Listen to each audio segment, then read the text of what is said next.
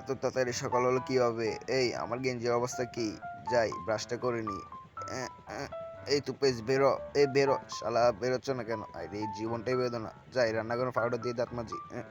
বউটা গেছে বাপের বাড়ি, দেখি ফ্রিজ কিছু আছে কিনা। আরে ফ্রিজ তো খালি, এখন আমি কি খামু? দেখি চাল আছে কিনা। আমি বাথরুম, আরে চাল তো খালি, এখন কি করবো? এখন দান থেকে চাল বার করে এগুলো রাঁধতে হবে। হ্যাঁ দেখি। ওমা, এটা কি বললো? ওমা, এটা তো চকিনা জামায় না। দেখি এটার ভিতর কি আছে। ও, টাকা।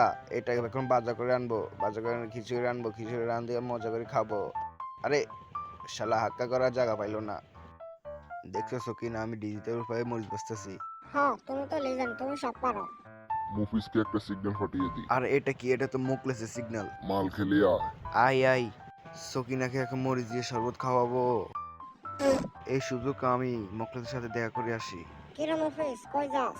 হা হা।